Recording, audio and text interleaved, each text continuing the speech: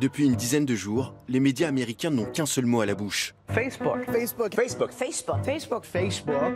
La cause de ce battage médiatique, c'est lui, Mark Zuckerberg. Dans cette vidéo de 8 minutes, postée sur sa page, le fondateur du réseau social aux 2 milliards d'utilisateurs reconnaît le rôle joué par sa plateforme lors de la dernière élection américaine.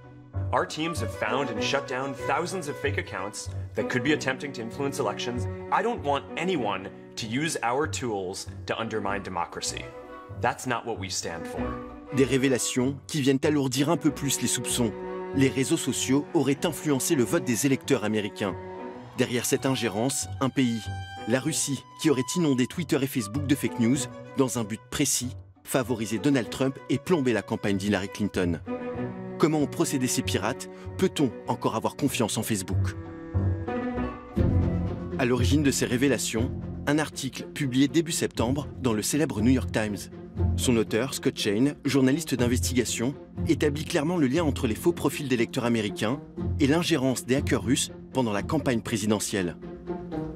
Qu'est-ce qui vous permet de croire que ce sont les Russes qui sont derrière tout ça? Ils ont piraté des mails et des documents confidentiels. La plupart appartenaient au Parti démocrate.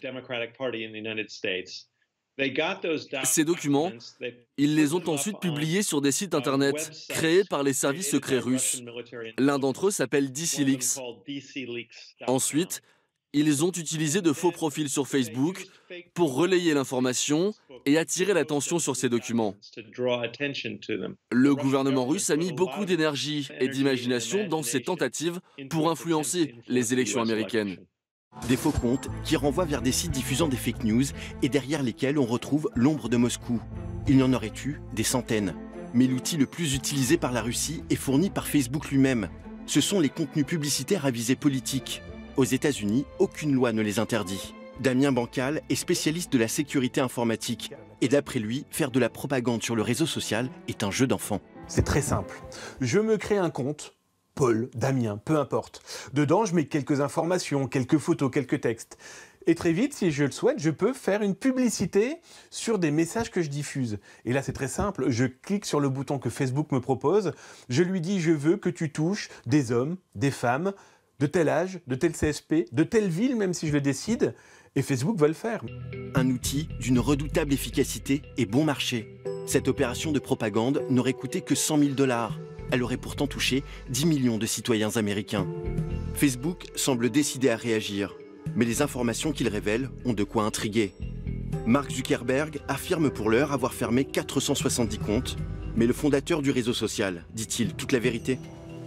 À Bruxelles, le Tube a rendez-vous avec Nicolas van der Biest, chercheur spécialisé dans les phénomènes d'influence sur les réseaux sociaux. Pour lui, Facebook a toujours entretenu la culture du secret. On n'a pas connaissance des données qui circulent sur Facebook. Il n'y a pas, à un moment, des données qu'on peut analyser en tant que chercheur et de regarder comme on peut le faire sur Twitter. Facebook est le seul à avoir ces données. Et c'est pour ça que Facebook est aussi le seul qui nous dit spontanément de lui-même « Ah, j'ai remarqué des comptes russes qui ont sponsorisé du contenu anti-Hillary via ma plateforme. » Le seul gendarme de Facebook, c'est Facebook. Ça pose des questions. Et ces questions commencent à agiter le Congrès américain qui a ordonné une enquête. D'habitude réservé, Mark Zuckerberg est sorti de son silence pour annoncer une série de mesures censées garantir plus de transparence sur sa plateforme. Son objectif, couper l'herbe sous le pied des élus. Pour Tristan Mendes France, la controverse russe met en lumière l'absence totale de régulation.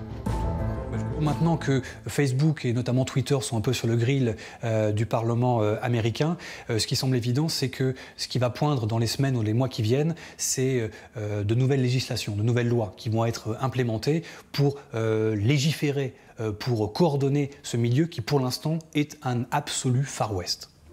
Facebook n'est pas le seul visé par l'enquête parlementaire. Twitter et Google seront également auditionnés par le Congrès américain. Les géants du web seront-ils sanctionnés? Réponse le 1er novembre prochain.